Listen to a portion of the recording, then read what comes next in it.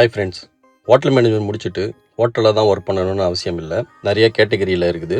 So அந்த கேட்டகரியில் எதில் வேணால் நம்ம ஒர்க் பண்ணலாம். ஹோட்டலில் தான் ஒர்க் பண்ணணும்னு அவசியம் இல்லை. இப்போ என் கூட படித்த பசங்கள்லாம் பார்த்தீங்கன்னா ரெஸ்டாரண்ட்டில் ஒர்க் பண்ணுறாங்க, லோக்கல் கடையில் ஒர்க் பண்ணுறாங்க. ஒருத்தர் வந்து ஹோட்டலில் வந்து ஷெஃபாக இருக்கிறாங்க.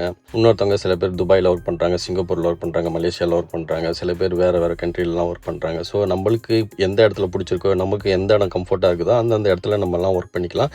ஸோ ஹோட்டலில் தான் ஒர்க் பண்ணணும், இந்த மாதிரி இடத்துல தான் ஒர்க் பண்ணணும்லாம் அவசியம் இல்லை. படித்து முடிச்சுட்டு ஸ்டார்டிங்கிலே எனக்கு பிடிச்ச இடத்துல தான் ஒர்க் பண்ணுவேன்னு சொல்லிட்டு பெரிய தவறு.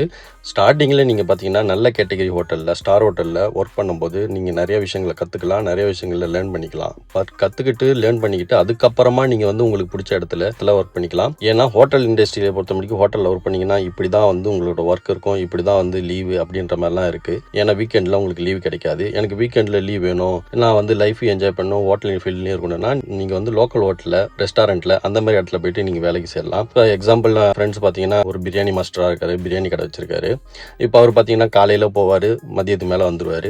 ஸோ வீக்கெண்டும் அவருக்கு வேலை இருக்கும். பட் இருந்தாலும் காலையில் போயிட்டு மதியம் சீக்கிரம் வந்துடுறதுனால அவருக்கு வீட்டில் இருக்கிற மாதிரி ஃபீலும் இருக்குது, ஃபேமிலியோடையும் இருப்பார். அதனால ஆரம்ப காலகட்டத்தில் பார்த்தீங்கன்னா நீங்கள் ஹோட்டல் இண்டஸ்ட்ரியில் ஒர்க் பண்ணுறது ஒரு பெட்டரான சொல்யூஷனாக இருக்கும். அதுக்கப்புறம் உங்களுக்கு பிடிச்சமான இடத்துல நீங்கள் வேலை செஞ்சுட்டு உங்கள் வாழ்க்கையை வந்து ரன் பண்ணிக்கலாம். ஹோட்டல் மேனேஜ்மெண்ட் படிக்கிறதுனால என்னென்ன மைனஸ்லாம் இருக்குன்றதை நம்ம அடுத்த வீடியோவில் பார்க்கலாம். பாய்.